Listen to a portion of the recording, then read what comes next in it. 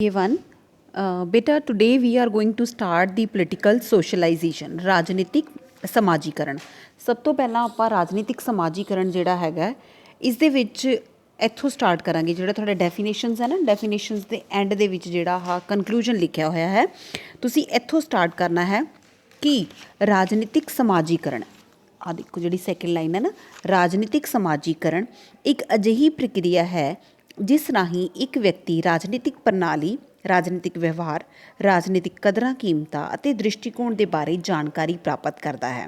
ਯਾਨੀ ਕਿ political socialisation ਜਿਹੜਾ ਹੈਗਾ, it is the process or we mean the process by which an individual develops into the functioning member of the group according to its standards, conforming to the modes and observing its traditions and adjustment himself to the social situations he meets। यानी कि ਇੱਕ person ਜਿਹੜਾ ਹੈਗਾ, ਸੋ political socialisation ਇੱਕ ਇਹੋ ਜਿਹਾ process ਹੈ ਜਿਸ ਦੇ ਵਿੱਚ ਇੱਕ ਪਰਸਨ ਰਾਜਨੀਤਿਕ ਦੀਆਂ ਗਤੀਵਿਧੀਆਂ, ਰਾਜਨੀਤਿਕ ਦੀਆਂ ਕਦਰਾਂ ਕੀਮਤਾਂ, ਪੋਲੀਟੀਕਲ ਸਟਰਕਚਰ ਬਾਰੇ ਜਾਣਕਾਰੀ ਪ੍ਰਾਪਤ ਕਰਦਾ ਹੈ ਔਰ ਆਪਣੀ ਸੋਚ ਅਤੇ ਵਿਚਾਰਾਂ ਨੂੰ ਉਸ ਦੇ ਅਕੋਰਡਿੰਗਲੀ ਕਨਵਰਟ ਕਰ ਲੈਂਦਾ ਹੈ ਜਾਂ ਫਿਰ ਢਾਲ ਲੈਂਦਾ ਹੈ। ਠੀਕ ਹੈ, ਉਸ ਤੋਂ ਬਾਅਦ ਆਉਂਦੀ ਹੈ ਬੇਟਾ ਇਹਦੀਆਂ ਦੋ ਡੈਫੀਨੇਸ਼ਨਸ ਕਰ ਲੈਣੀਆਂ ਤੁਸੀਂ ਕੋਈ ਵੀ। ਠੀਕ ਹੈ, ਉਸ ਤੋਂ ਬਾਅਦ ਆਉਂਦਾ ਹੈ character sketches of the political socialisation, ਰਾਜਨੀਤਿਕ ਸਮਾਜੀਕਰਨ ਦੀਆਂ ਵਿਸ਼ੇਸ਼ਤਾਵਾਂ। Number 1, it is the process, ਇਹ ਇੱਕ ਪ੍ਰਕਿਰਿਆ ਹੈ। ਰਾਜਨੀਤਿਕ ਸਮਾਜੀਕਰਨ ਚਾਹੇ ਉਹ ਦੇਸ਼ ਛੋਟਾ ਹੈ, ਵੱਡਾ ਹੈ, ਸਟੇਟ ਛੋਟੀ ਹੈ, ਵੱਡੀ ਹੈ, ਹਰ ਜਗ੍ਹਾ ਪੋਲੀਟੀਕਲ ਸੋਸ਼ਲਾਈਜੇਸ਼ਨ ਜਿਹੜੀ ਹੈਗੀ ਆ ਉਹ ਇੱਕ ਪ੍ਰੋਸੈਸ ਦੇ ਰੂਪ ਦੇ ਵਿੱਚ ਕੰਮ ਕਰਦੀ ਹੈ। Process mean it is the continue process. ਜਦੋਂ ਇੱਕ ਛੋਟਾ ਬੱਚਾ ਹੁੰਦਾ ਹੈ ਉਹ ਹੌਲੀ ਹੌਲੀ ਜਿਵੇਂ ਜਿਵੇਂ ਵੱਡਾ ਹੁੰਦਾ ਹੈ ਪੋਲੀਟਿਕਸ ਬਾਰੇ, ਰਾਜਨੀਤੀ ਬਾਰੇ ਜਾਣਕਾਰੀ ਪ੍ਰਾਪਤ ਕਰਦਾ ਹੈ ਔਰ ਉਸ ਦੇ ਅਨੁਸਾਰ ਆਪਣੇ ਆਪ ਨੂੰ ਢਾਲ ਲੈਂਦਾ ਹੈ। ਉਸ ਤੋਂ ਬਾਅਦ ਆਉਂਦਾ ਹੈ political socialization is an continue process. ਰਾਜਨੀਤਿਕ ਸਮਾਜੀਕਰਨ ਇੱਕ ਨਿਰੰਤਰ ਪ੍ਰਕਿਰਿਆ ਹੈ, ਕੰਟੀਨਿਊ ਪ੍ਰੋਸੈਸ ਹੈ, ਹਮੇਸ਼ਾ ਹੀ ਚੱਲਦੀ ਰਹਿੰਦੀ ਹੈ, ਰੁਕਦੀ ਨਹੀਂ ਹੈ। ਹਾਂ, ਇਹਦੀ ਜਿਹੜੀ ਗਤੀ ਹੈ ਜਾਂ ਇਹਦੀ ਚੱਲਣ ਦੀ ਜਿਹੜੀ ਸਪੀਡ ਹੈ ਉਹ ਘੱਟ ਜਾਂ ਵੱਧ ਹੋ ਸਕਦੀ ਹੈ, ਬਟ ਇਹ ਕੰਟੀਨਿਊ ਪ੍ਰੋਸੈਸ ਹੈ। ਕਿਉਂਕਿ ਇਹ ਤਾਂ ਹੈ ਨਹੀਂ ਬੇਟਾ ਇੱਕ ਏਜ ਲਿਮਿਟ ਤੱਕ ਆ ਕੇ ਤੁਸੀਂ ਪੋਲੀਟੀਕਲ ਬਾਰੇ ਜਾਣਕਾਰੀ ਪ੍ਰਾਪਤ ਕਰਦੇ ਹੋ ਅਤੇ ਉਸ ਤੋਂ ਬਾਅਦ ਤੁਸੀਂ ਸੋਚਣਾ ਬੰਦ ਕਰ ਦਿੰਦੇ ਹੋ ਜਾਂ ਜਾਣਕਾਰੀ ਪ੍ਰਾਪਤ ਨਹੀਂ ਕਰਦੇ। ਉਸ ਤੋਂ ਬਾਅਦ ਆਉਂਦਾ ਹੈ political socialization is the universal process. Universal means ਹਰ ਜਗ੍ਹਾ ਅਵੇਲੇਬਲ ਹੈ।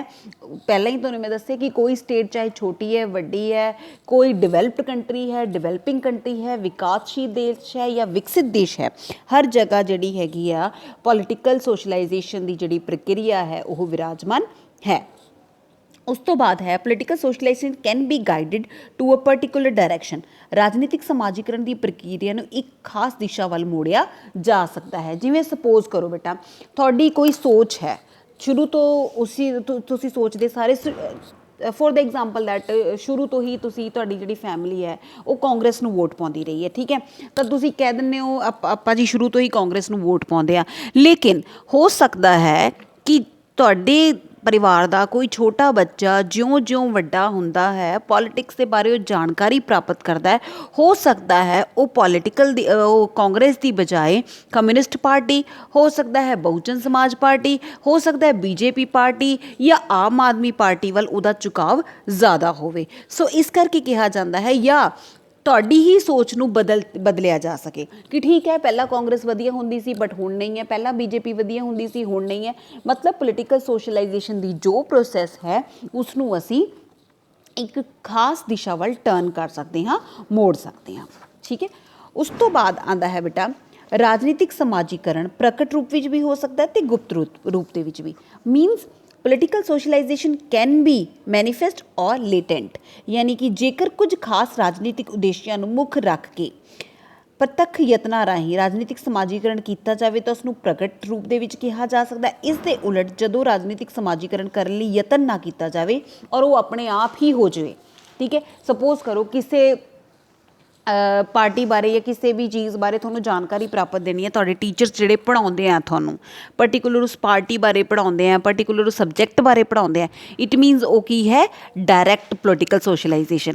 ਲੇਕਿਨ ਜਦੋਂ ਕਦੇ ਤੁਸੀਂ ਪੜ੍ਹਨਾ ਵੀ ਨਾ ਚਾਹੋ ਜਾਂ ਮੈਂ ਤੁਹਾਨੂੰ ਪੜ੍ਹਾਉਣਾ ਵੀ ਨਾ ਚਾਹਵਾਂ ਔਰ ਡਾਇਰੈਕਟ ਜਾਂ ਇੰਡਾਇਰੈਕਟ ਤਰੀਕੇ ਦੇ ਨਾਲ ਤੁਸੀਂ ਉਸ ਚੀਜ਼ ਨੂੰ ਗੇਨ ਕਰ ਲਓ, ਦੈਟ ਇਜ਼ ਕਾਲਡ ਜਿਹੜਾ ਹੈਗਾ Latent political socialisation. The process political socialisation both formal and informal means ਇਹਦੇ ਵਿੱਚ ਤੁਸੀਂ ਇਹ ਹੈਗੇ ਕਿ ਵਿਦਿਅਕ ਸੰਸਥਾਵਾਂ ਦੇ ਤੋਂ ਵੀ ਜਾਣਕਾਰੀ ਪ੍ਰਾਪਤ ਕਰਦੇ ਹੋ, ਅਖਬਾਰ, ਮੀਡੀਆ, ਕਮਿਊਨੀਕੇਸ਼ਨ ਦੇ ਜਿੰਨੇ ਵੀ ਸਾਧਨ ਹੈ ਉਹਨਾਂ ਰਾਹੀਂ ਤੁਸੀਂ ਜਿਹੜਾ ਹੈਗਾ ਕਿਸੇ ਵੀ ਪੋਲੀਟਿਕਸ ਬਾਰੇ ਜਾਣਕਾਰੀ ਪ੍ਰਾਪਤ ਕਰਦੇ ਹੋ। ਰਾਜਨੀਤਿਕ ਸਮਾਜੀਕਰਨ ਦੀ ਪ੍ਰਕਿਰਿਆ ਅਨੁਸਾਰ ਰਾਜਨੀਤਿਕ ਸਮਾਜੀਕਰਨ ਇੱਕ ਪੀੜ੍ਹੀ ਤੋਂ ਦੂਸਰੀ ਪੀੜ੍ਹੀ ਤੱਕ ਪਹੁੰਚ ਜਾਂਦਾ ਹੈ। ਯਾਨੀ ਕਿ ਕਈ ਵਾਰ ਤੁਸੀਂ ਦੇਖਿਆ ਹੋਏਗਾ ਕਿ ਡਾਕਟਰ ਦਾ ਬੇਟਾ ਜਿਹੜਾ ਹੈਗਾ ਅਗਰ 90 ਨਹੀਂ ਤਾਂ 80% ਡਾਕਟਰ ਹੀ ਬਣਦਾ ਹੈ, ਇੱਕ ਟੀਚਰ ਦਾ ਬੇਟਾ 80% ਟੀਚਰ ਹੀ ਬਣਦਾ। ਕਿਉਂ? ਕਿਉਂਕਿ ਸ਼ੁਰੂ ਤੋਂ ਹੀ ਉਸ ਨੂੰ ਉਸ ਚੀਜ਼ ਦੇ ਬਾਰੇ ਜਿਹੜੀ ਹੈਗੀ ਹੈ ਜਾਣਕਾਰੀ ਪ੍ਰਾਪਤ ਹੋਈ ਹੈ। ਪੋਲੀਟੀਸ਼ੀਅਨ ਦਾ ਬੇਟਾ ਹੈ, ਸ਼ੁਰੂ ਤੋਂ ਹੀ ਬਚਪਨ ਤੋਂ ਆਪਣੇ ਫੈਮਿਲੀ ਦੇ ਵਿੱਚ, ਆਪਣੇ ਕਸਟਮਸ ਦੇ ਵਿੱਚ ਉਹਨੇ ਉਹ ਚੀਜ਼ਾਂ ਦੇਖੀਆਂ ਨੇ, ਤਾਂ ਸ਼ੁਰੂ ਤੋਂ ਹੀ ਜਿਹੜਾ ਹੈਗਾ ਉਸ ਐਟਮੋਸਫੇਅਰ 'ਚੋਂ ਪਲਿਆ ਬੜਿਆ ਹੈ, ਤਾਂ ਕੁਆਇਟ ਓਬਵੀਅਸ ਅੱਗੇ ਜਾ ਕੇ ਉਹਦੇ ਵਿੱਚ ਅਗਰ 80% ਨਹੀਂ ਤਾਂ 20% ਉਸ ਤਰ੍ਹਾਂ ਦੇ ਗੁਣ ਜਿਹੜੇ ਹੈਗੇ ਨੇ ਉਹ ਆ ਜਾਂਦੇ ਨੇ।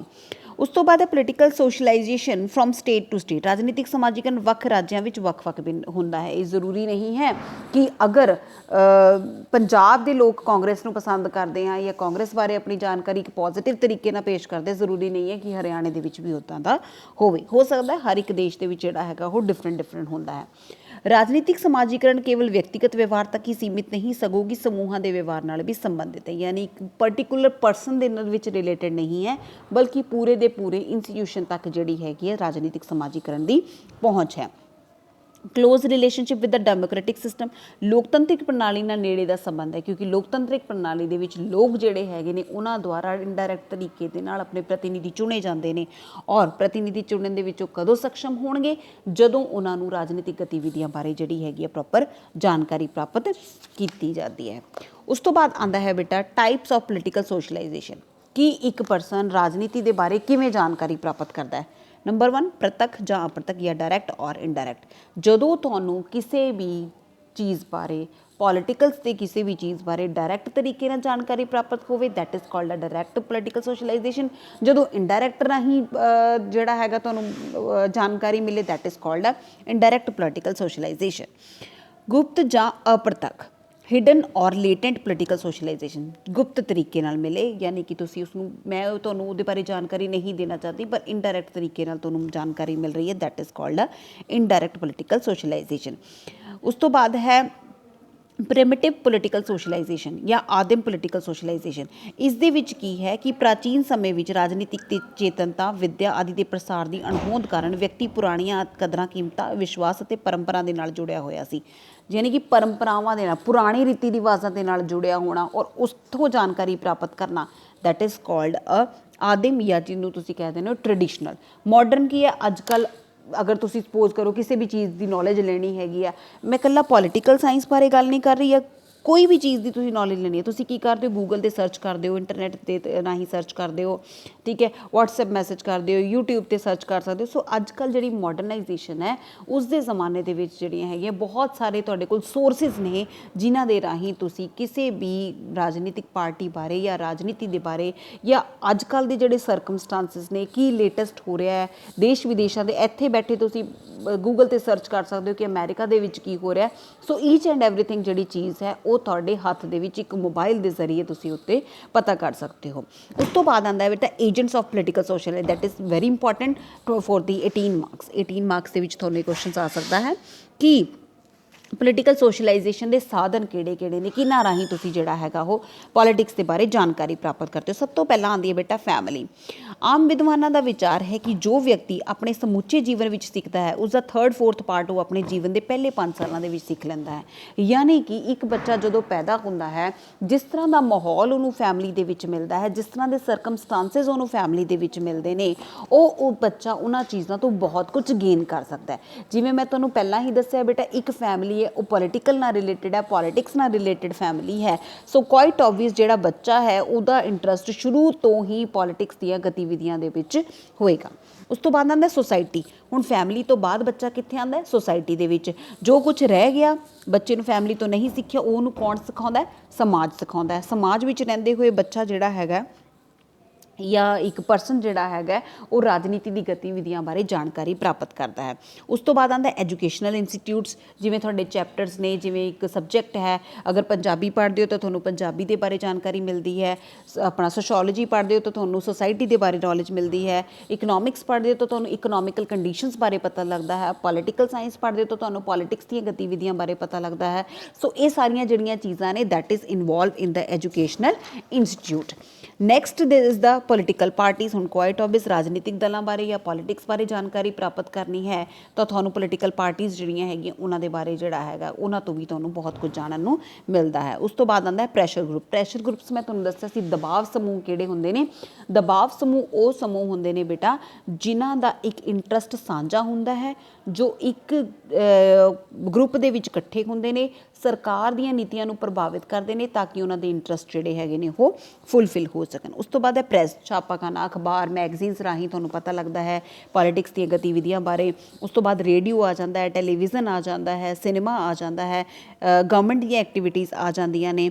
ਪੀਅਰ ਗਰੁੱਪਸ, ਪੀਅਰ ਗਰੁੱਪਸ ਆਉਂਦੇ ਜਿਨ੍ਹਾਂ ਦੀ ਸਥਿਤੀ ਸਮਾਨ ਹੋਵੇ, ਜਿਨ੍ਹਾਂ ਦੀ ਕੰਡੀਸ਼ਨ ਸੇਮ ਹੋਵੇ। ਲਾਈਕ ਅੱਜ ਕੱਲ੍ਹ ਕਿਸਾਨ ਨੇ, ਇੱਥੇ ਹਰਿਆਣੇ ਦੇ ਕਿਸਾਨਾਂ ਦਾ ਵੀ ਉਹੀ ਹਾਲ ਹੈ, ਰਾਜਸਥਾਨ ਦੇ ਕਿਸਾਨਾਂ ਦਾ ਵੀ ਉਹੀ ਹਾਲ ਹੈ, ਪੰਜਾਬ ਦੇ ਕਿਸਾਨਾਂ ਦਾ ਵੀ ਉਹੀ ਹਾਲ ਹੈ। ਸੋ ਤੁਹਾਨੂੰ ਬਹੁਤ ਸਾਰੀਆਂ ਗਤੀਵਿਧੀਆਂ ਜਿਹੜੀਆਂ ਹੈਗੀਆਂ ਇਹਨਾਂ ਤੋਂ ਜਾਣਨ ਲਈ ਮਿਲ ਜਾਂਦੀਆਂ ਨੇ। ਉਸ ਤੋਂ ਬਾਅਦ ਆਉਂਦੇ ਜੀ ਤੁਹਾਡੇ ਸਿੰਬਲਸ। ਤੁਹਾਨੂੰ ਇਹ ਵੀ ਪਤਾ ਲੱਗ ਜਾਂਦਾ ਜਿਹੜੇ ਪੋਲੀਟੀਕਲ ਪਾਰਟੀਜ਼ ਦੇ ਸਿੰਬਲ ਹੁੰਦੇ ਨੇ ਉਹ ਕਿਸ ਚੀਜ਼ ਨੂੰ ਰਿਪਰੈਜ਼ੈਂਟ ਕਰ ਰਹੇ ਨੇ। ਨੇਤਾਵਾਂ ਦੇ ਭਾਸ਼ਣ, ਲੋਕਾਂ ਦਾ ਸੁਭਾਅ, ਨਿੱਤ ਦੀ ਰਾਜਨੀਤੀ ਜਿਹੜੇ ਹੈਗੇ ਨੇ, ਨੈਸ਼ਨਲ ਫੈਸਟੀਵਲਸ ਜਿਹੜੇ ਹੈਗੇ ਨੇ, internet, email, YouTube, religious institutes, ਇਹਨਾਂ ਸਾਰਿਆਂ ਤੋਂ ਹੀ ਬੇਟਾ ਤੁਹਾਨੂੰ ਬਹੁਤ ਕੁਝ ਜਾਣਨ ਨੂੰ ਮਿਲਦਾ ਹੈ ਜਿਸ ਦੇ ਬਾਰੇ, ਜਿਨ੍ਹਾਂ ਨੂੰ ਜਾਣਨ ਤੋਂ ਬਾਅਦ ਤੁਸੀਂ ਪੋਲੀਟਿਕਸ ਬਾਰੇ ਆਪਣੇ ਜਿਹੜੇ ਵਿਚਾਰ ਨੇ ਉਹ ਬਦਲਦੇ ਹੋ ਜਾਂ ਬਣਾਉਂਦੇ ਹੋ। ਉਸ ਤੋਂ ਬਾਅਦ ਹੈ ਇੰਪੋਰਟੈਂਸ ਆਫ ਪੋਲੀਟੀਕਲ ਸੋਸ਼ਲਾਈਜੇਸ਼ਨ। ਨਾਗਰਿਕ ਵਿੱਚ ਜਾਗ੍ਰਿਤੀ ਆਉਂਦੀ ਹੈ, ਇੱਕ ਵਿਅਕਤੀ ਦਾ ਮਾਰਗਦਰਸ਼ਕ ਕਰਦੀ ਹੈ, ਲੋਕਤੰਤਰ ਲਈ ਇੰਪੋਰਟੈਂਟ ਹੈ, ਰਾਜਨੀਤਿਕ ਪ੍ਰਣਾਲੀ ਨੂੰ ਇੱਕ ਅੱਛਾ ਵਾਤਾਵਰਣ ਪੈਦਾ ਕਰਦੀ ਹੈ, ਰਾਜਨੀਤਿਕ ਸਮਾਜ ਦੇ ਲਈ ਲਾਭਦਾਇਕ ਹੈ, ਰਾਜਨੀਤਿਕ ਸੱਭਿਆਚਾਰ ਨੂੰ ਬਣਾਈ ਰੱਖਦੀ ਹੈ, ਰਾਜਨੀਤਿਕ ਪ੍ਰਣਾਲੀ ਅਤੇ ਪ੍ਰਣਾਲੀ ਦੇ ਵਿਚਕਾਰ ਇੱਕ ਕੜੀ ਦਾ ਕੰਮ ਕਰਦੀ ਹੈ, ਰਾਜਨੀਤਿਕ ਪ੍ਰਣਾਲੀ ਨੂੰ ਇੱਕ ਸਥਿਰਤਾ ਪ੍ਰਦਾਨ ਕਰਦੀ ਹੈ ਔਰ ਲੋਕਤੰਤਰ ਦੀ ਸਫਲਤਾ ਦੇ ਲਈ ਇਹ ਇੰਪੋਰਟੈਂਟ ਹੈ। So this is the chapter of the political socialization. ਜੋ ਤੁਸੀਂ ਅਗਰ ਬੇਟਾ ਇਹਦੇ ਵਿੱਚ ਕੋਈ ਵੀ ਚੀਜ਼ ਸਮਝ ਨਹੀਂ ਆਉਂਦੀ, ਕੋਈ ਵੀ ਪੁਆਇੰਟ ਸਮਝ ਨਹੀਂ ਆਉਂਦਾ ਹੈਗਾ ਤਾਂ ਤੁਸੀਂ ਮੈਨੂੰ ਕਦੇ ਵੀ ਕਾਲ ਕਰ ਸਕਦੇ ਹੋ ਜਾਂ ਮੈਸੇਜ ਕਰ ਸਕਦੇ ਹੋ। ਓਕੇ, ਨੈਕਸਟ ਜਿਹੜਾ ਹੈਗਾ ਆਪਾਂ right and duties, that is very important chapter, ਉਹ ਆਪਾਂ ਨੈਕਸਟ ਲੈਕਚਰ ਦੇ ਵਿੱਚ ਕਰਾਂਗੇ।